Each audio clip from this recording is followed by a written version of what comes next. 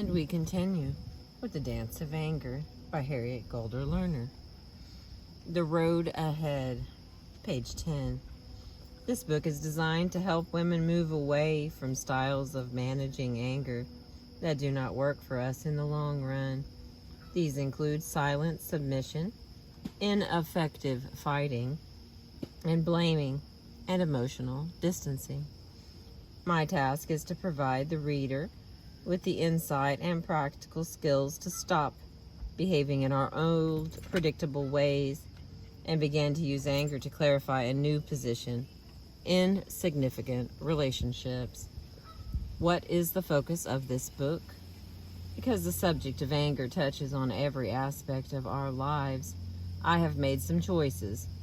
In order to avoid writing an unimaginably fat volume, I have decided to focus largely, although not exclusively, on the family.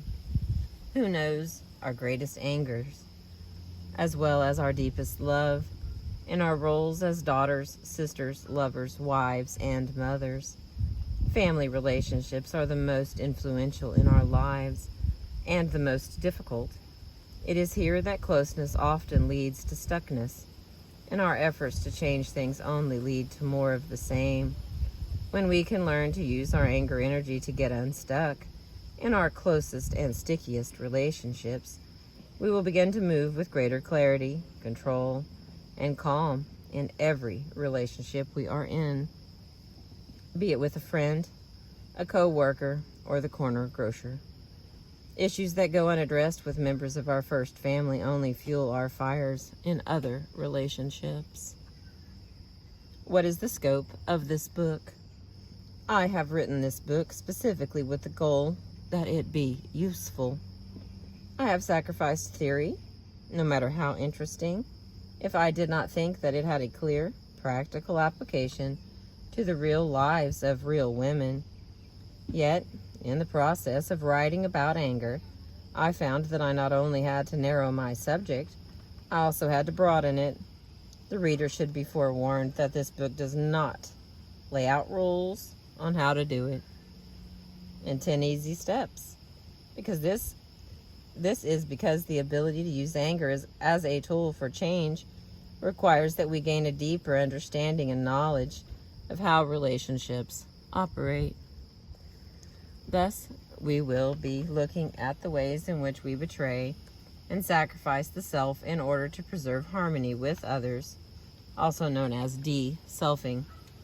We will be exploring the delicate balance between individuality, the I, and togetherness, the we, in relationships.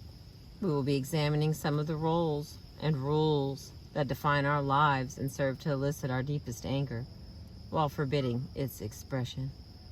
We will be analyzing how relationships get stuck and how they can get unstuck. We will see how close relationships are akin to circular dances, in which the behavior of each partner provokes and maintains the behavior of the other. In a nutshell, we can learn how to use our anger as a starting point to change patterns rather than blame people. How does one make use of this book? Very slowly.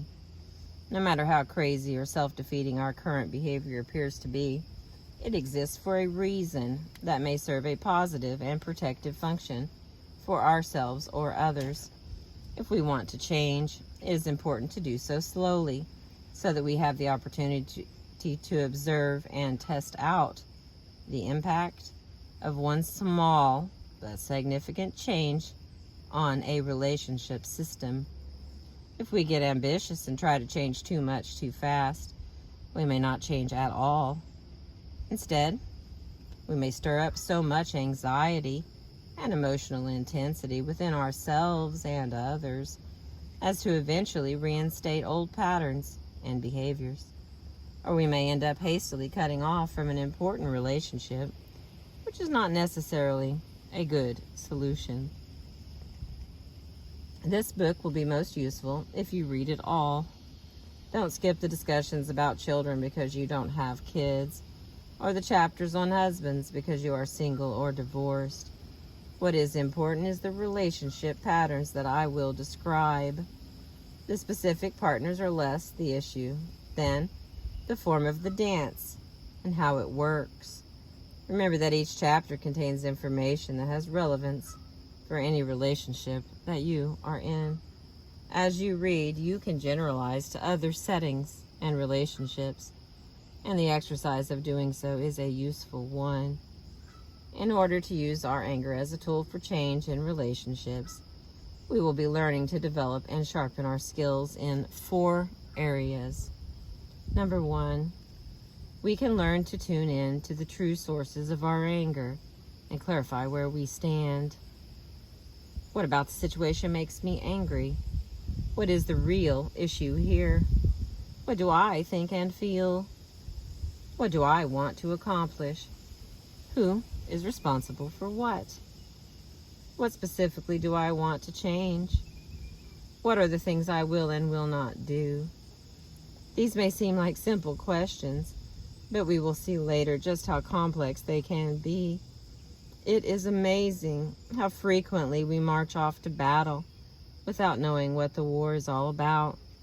We may be putting our anger energy into trying to change or control a person who does not want to change, rather than putting that same energy into getting clear about our own position and choices. This is especially true in our closest relationships, where, if we do not learn to use our anger first to clarify our own thoughts, feelings, priorities, and choices, we can easily get trapped in endless cycles of fighting and blaming that go nowhere. Managing anger effectively goes hand in hand with developing a clearer eye and becoming a better expert on the self. Number 2, we can learn communication skills. This will maximize the chances that we will be heard and that conflicts and differences will be negotiated. On the one hand, there may be nothing wrong with venting our anger spontaneously, excuse me, as we feel it, and without intervening thought and deliberation. There are circumstances in which this is helpful, and those in which it is simply necessary. That is, if we are not abusive in doing so. Many times, however, blowing up or fighting may offer temporary relief, but when the storm passes, we find that nothing has really changed. Further, there are certain relationships in which maintaining a calm, non-blaming position is essential in order for lasting change to occur. Number 3, we can learn to observe and interrupt non-productive patterns of interaction. Communicating clearly and effectively is difficult, even in the best of circumstances. When we are angry, it is more difficult still. It is hardly possible to be self-observant or flexible in the midst of a tornado. When emotions are high, we can learn to calm down and stand back a bit in order to sort out the part we play in the interactions that we complain about. Learning to observe and change our part in relationship patterns goes hand in hand with an increased sense of personal responsibility in every relationship that we are in. By responsibility, I do not mean self-blame or the labeling of ourselves as the cause of the problem. Rather, I speak here of responsibility. That is the ability to observe ourselves and others in interaction and to respond to a familiar situation in a new and different way. We cannot make another person change his or her steps to an old dance. But if we change our steps, the dance will no longer continue in the same predictable pattern. Number 4, we can learn to anticipate and deal with counter moves or change back reactions from others. Each of us belongs to larger groups or systems that has some investment in our staying exactly the same as we are now. If we begin to change our old patterns of silence or vagueness or ineffective fighting and blaming, we will inevitably meet with a strong resistance or a counter move. This change back reaction will come both from inside our own selves and from significant others around us. We will see how it is those closest to us who often have the greatest investment in our staying the same, despite whatever criticism and complaints they may openly voice. We also resist the very changes that we seek. This resistance to change, like the will to change, is a natural and universal aspect of all human systems. In the chapters that follow, we will be taking a close look at the strong anxiety that inevitably is aroused when we begin to use our anger to define our own selves and the terms of our own lives more clearly.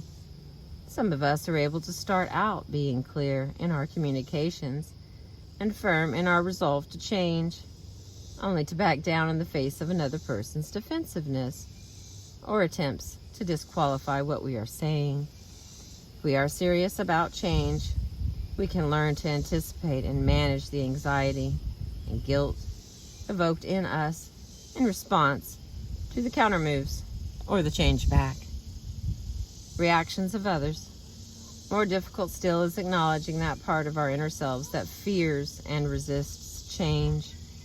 For now, let me say that it is never easy to move away from silent submission or ineffective fighting toward a calm but firm assertion of who we are, where we stand, what we want, and what is and is not acceptable to us. Our anxiety about clarifying what we think and how we feel may be greatest in our most important relationships.